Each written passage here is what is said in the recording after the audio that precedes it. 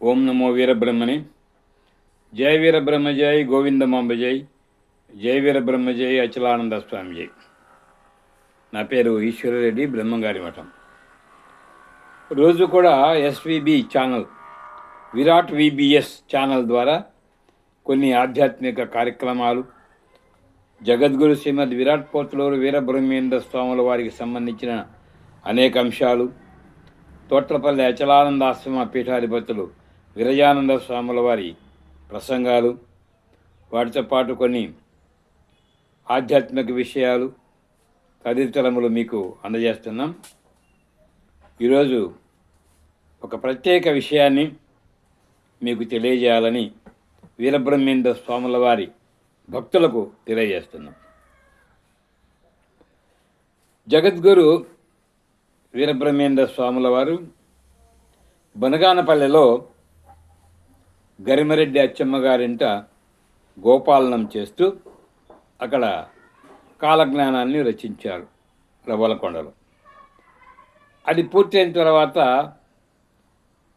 అమ్మగారి ఇంటి ప్రాంగణంలో ఒక పాత్ర వేసి ఆ పాత్రలో ఈ కాలజ్ఞానాన్ని నిక్షిప్తం చేసి అక్కడ ఒక చింత చెట్టు నాటి స్వామి అక్కడి నుంచి బయలుదేరారు. తను వచ్చినటువంటి పని పూర్తి అయింది ఈ గ్రామంలో అని వారికి చెప్పి వీడుకోలు చెప్పి బయలుదేరాడు. వస్తూ దారిలో ఉండగా ఒక శిల్పాన్ని తయారు చేసి కుమద్వతి నదిలో వదిలాడు. అది వేరొక కథ, మరొకసారి చెప్పుకుందాం. అలాగే వస్తూ ఉంటే దువ్వూరు అనే గ్రామం సమీపంలోకి వచ్చేటప్పటికి స్వామివారికి ఆ ప్రాంతము, ఆ ఆహ్లాదకరమైనటువంటి వాతావరణము నచ్చిందట. ఇక్కడే ఉండిపోతే బాగుంటుంది, లేదా ఇక్కడ ఒక పర్ణశాల నిర్మించుకొని ముందు ఇక్కడే జీవసమాధికి సంబంధించినటువంటి ఏర్పాట్లు చేసుకోవాలి అని కూడా భావించాడట. ఇది పెద్దలు, ఆ దువ్వూరి వారు చెప్పినటువంటి అభిప్రాయం, ఇది మాది కాదు. నిన్న మేము అక్కడికి వెళ్ళడం సంభవించింది. వీరబ్రహ్మేంద్ర స్వాముల వారి పీఠాధిపతులు శ్రీ శ్రీ శ్రీ వీరభోగ వసంత వెంకటేశ్వర స్వాముల వారి మూడవ తమ్ముడు శ్రీ నసం వీరభద్ర స్వామితో కలిసి మేము దువ్వూరు వెళ్ళాం. అక్కడ వీరబ్రహ్మేంద్ర స్వాముల వారితో ప్రతిష్ఠింపబడినటువంటి కాళికాదేవి ఆలయం ఉందని, అది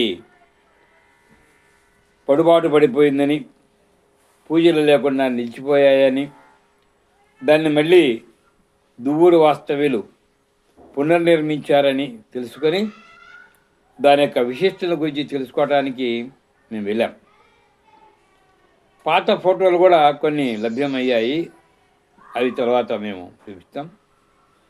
సరే, నిన్న మేము వెళ్ళేటప్పటికీ రోడ్డుకు, అంటే నంద్యాల రోడ్డుకు పడమటి భాగంలో ఒక 100 మీటర్ల దూరంలో అద్భుతంగా కొత్త గుడి, ప్రశాంతంగా, చుట్టూ ఎలాంటి ఇది లేకుండా అద్భుతమైనటువంటి రీతిలో నిర్మించబడింది, రంగురంగులుగా.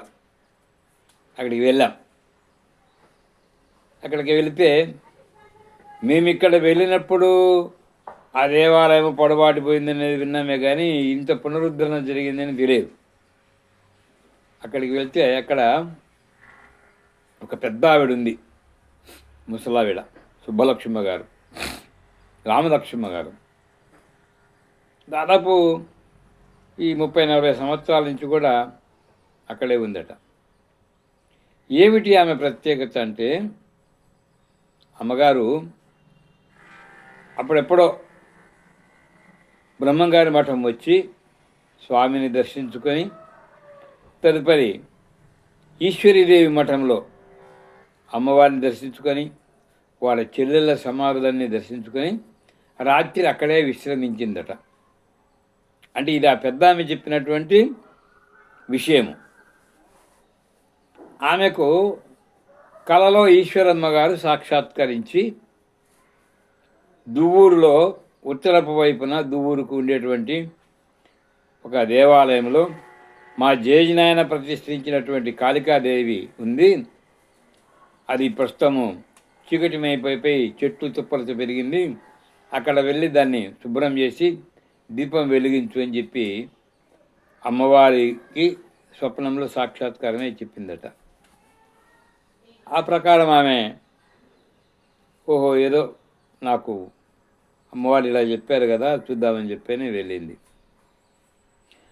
సరే ఆ గుడిని పరిశీలించింది. మామూలు రోడ్డుకు వ్యవసాయ భూమిలో దాదాపు చాలా గుంతలో ఆ దేవాలయం ఉండేది. చుట్టూ అన్ని తుమ్మ చెట్లు, పొదలు, బూజులు బట్టి ఎంత ఉంటే వాటన్నిటిని మెల్లగా తొలగింపజేసి అక్కడ దీపం వెలిగించింది. సరే, అలాగే అక్కడ గోవిందస్వామి అని చెప్పని ఈశ్వరీదేవి మఠానికి సంబంధించినటువంటి ఒక స్వామీజీ ఉంటారు. వారికి ఈమె శిష్యురాలట. వారి దగ్గరికి వెళ్ళి ఈమె చెప్పింది, స్వామి అమ్మవారు నాకు రాత్రి సాక్షాత్కరించి కలలో ఈ విధంగా చెప్పింది అంటే ఆయన ఈమెకు ఒక సలహా చెప్పినాడు. అక్కడ విగ్రహం లేదు కదా, ప్రస్తుతం 3 దోసిళ్ళు పసుపు, 2 దోసిళ్ళు కుంకుమ తీసుకువెళ్ళి అది ముద్ద రూపంలో చేసి పౌర్ణమి రాడు అక్కడ ప్రతిష్ఠించి పూజలు చేసుకోమని చెప్పి ఆ ప్రకారమే వచ్చి మేము ఇక్కడ పౌర్ణమి రోజున అంటే 2006లో ఆ పసుపు ముద్దను అక్కడ ప్రతిష్ఠింపజేసి పౌర్ణమి రోజు పూజా పునస్కారాలు నిర్వహిస్తూ వచ్చింది. అయితే అప్పుడప్పుడు కూడా ఈ కాళీమాత కావచ్చు లేదా ఈశ్వరీమాత కావచ్చు ఆమె శరీరంలోకి ఆవహించి ఎన్నో విషయాలు చెప్తూ ఉంటుంది. అలా ఆ గుడిని ఏ విధంగా డెవలప్ చేయాలా, ఆమె చాలా పేదరాలు ఒక్కతే. ఆమెకు అమ్మవారు మళ్ళీ స్వప్న సాక్షాత్కారమై అక్కడ దువ్వులోనే ఒక డాక్టర్ గారు ఉన్నారు. వారు కూడా చాలా సమస్యల్లో ఉన్న పేదగా, వారి శ్రీమతి ఎందుకు భక్తురాలు, నువ్వు వాళ్ళకి పోయి తెలియజేయమని చెప్పి చెప్పిందంట. ఈమె రామలక్ష్మమ్మ గారు వాళ్ళ ఇంటికి వెళ్ళి కనుక్కొని, అమ్మ నువ్వు చాలా కష్టాల్లో ఉండవు, ఇబ్బందులు ఉండవు, కాబట్టి అమ్మవారికి 3 దోసిళ్ళు పసుపు, 2 దోసిళ్ళు కుంకుమ సమర్పించమని చెప్పిందట. ఆ ఇల్లాలు కూడా పాపం భక్తితో ఆ విధంగానే కాళికామాతకు అక్కడ సమర్పించి పూజ చేసింది. సరే, ఈ పరిచయం ఏర్పడిన తర్వాత వారం వారం వెళ్ళడము, మీరు గుడి కట్టండి అని చెప్పి డాక్టర్ గారికి చెప్పడం మొదలుపెట్టింది. డాక్టర్ గారు పెద్ద ధనవంతుడు కాదు, ఏదో ఆర్ఎంపీ డాక్టర్, చిన్నగా వచ్చేటువంటి వ్యక్తులతో వచ్చే డబ్బుతో సంసారం గడుస్తుంది.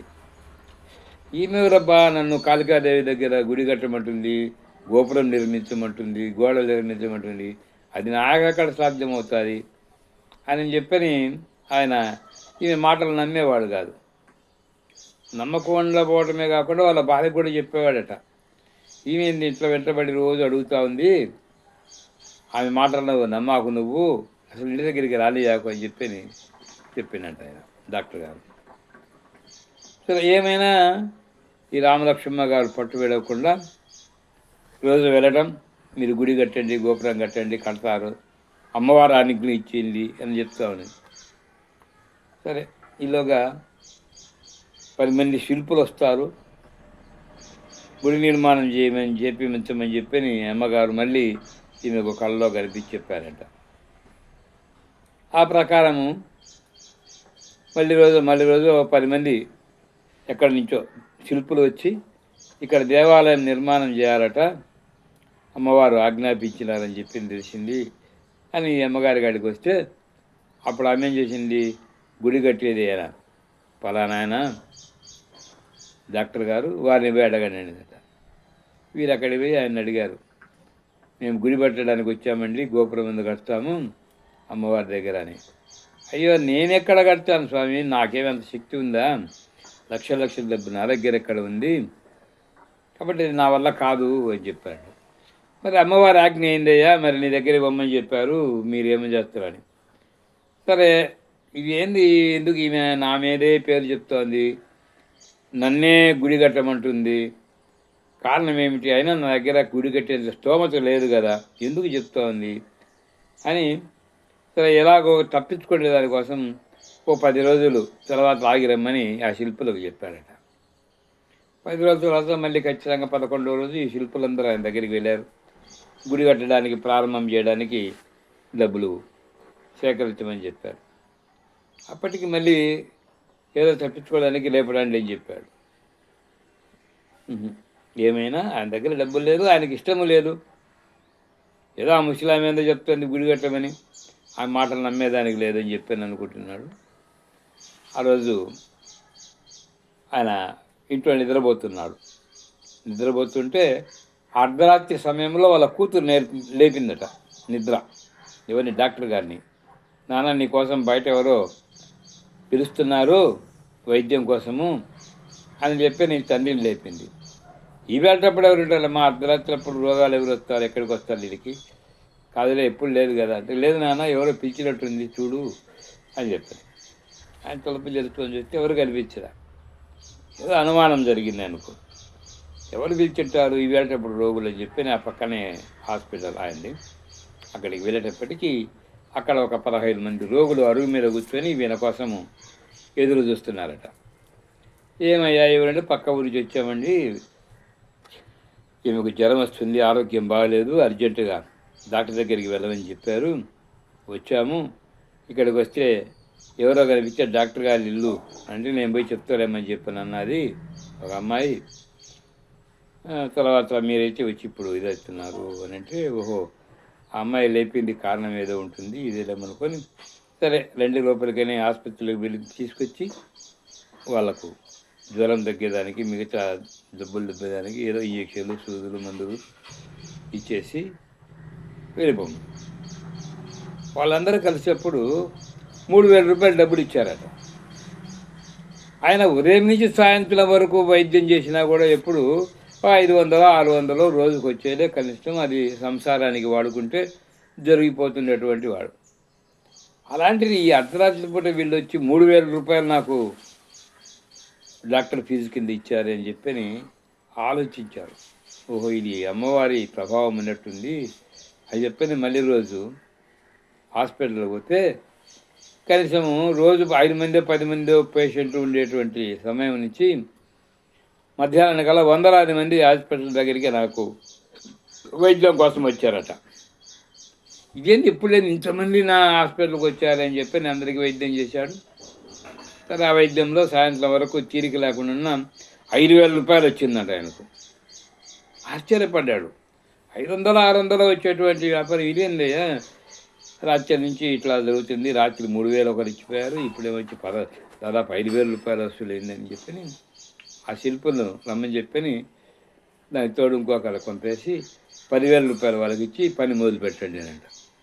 10,000 రూపాయలకి ఏమవుతుందండి, మేము ఈ 5-6 రోజులు వారం రోజులు అని చెప్పి నువ్వు చెప్తే దానికి వంట చేసుకుంటూ అలా ఉంటూ తింటూ దానికే మాకు అయిపోయింది. కాబట్టి మీరు అట్లా కాదు, మీరు ఆ 10,000 రూపాయలతో పాటు 1,00,000 రూపాయలు మాకు అందించే ఏర్పాటు చేయండి అని చెప్పారట. సరే, ఆయనేమో చేయటానికి ప్రయత్నిద్దామనుకున్నాడు. రోజు రోజుకు ఆయనకు మొత్తం రోగులు ఎక్కువ వస్తున్నారు, డబ్బు దండికి వస్తూ ఉంది, ఇదేదో మహిమ ఉన్నట్టుంది, అమ్మగారి మహిమ అని చెప్పని చాలా శిల్పులను కావించి అమ్మవారికి చెప్పాడట. అమ్మవారి అనుకునేందునైనా కట్టునైనా గోపురం కట్టు, అది కట్టు, ఇది కట్టు అని చెప్పింది రామలక్ష్మ గారు. సరే అమ్మా అలాగే అని అంటూనే ఇంకా ఇటుకలు తోలేవాళ్ళు, సిమెంట్ తోలేవాళ్ళు, ఇసుక తోలేవాళ్ళు, ఇట్లా అందరూ తలా ఒక చేస్తే ఈయనకు ప్రతిరోజు కూడా 5,000 10,000 అట్లా ఆదాయం వస్తూ ఉంది ఈ డాక్టర్ గారికి. చివరికి ఎట్లయితేనే ఎన్ని లక్షలు ఖర్చు అయిందో గుడి నిర్మాణం అయితే జరిగిపోయింది. అయితే బ్రహ్మంగారు ప్రతిష్ఠించినటువంటి శిల్పం అక్కడైతే లేదు. గ్రామస్తులు ఏం చెప్తారు, ఆ శిల్పాన్ని ఎవరో దొంగలెత్తకపోయారు అని కొందరంటే, లేదు ఇక్కడ ఉండేటువంటి శిల్పాన్ని ప్రొద్దుటూరు అమ్మవారి శాలకు తీసుకెళ్లారు అప్పుడెప్పుడో, అక్కడ ఉండేటువంటి విగ్రహం ఇదే అని మా పెద్దలు చెప్తుంటారని వాళ్ళు కొందరు చెప్తారు. ఏమైనా బ్రహ్మంగారు ఆనాడు ఆ కాళికాలయం నిర్మించినటువంటి ఆ శిల్పం అయితే లేదు, కానీ కొన్ని వందల సంవత్సరాల తర్వాత పాడుబడినటువంటి ఆ గుడిలో ఈ విధంగా ఈ రామలక్ష్మమ్మ గారికి ఈశ్వరీదేవి కళ్ళలో కనిపించి ఇది చేయడం, పునరుద్ధరణ చేయటము ఒక విలువైనటువంటి శక్తి అమ్మవారికి ఒళ్ళోకి వస్తుంది ఆమెకు. దాన్ని సందర్శించడానికి మేము వెళ్ళటం కూడా మా అదృష్టం. సరే, చక్కగా అక్కడ అన్ని చూశాం.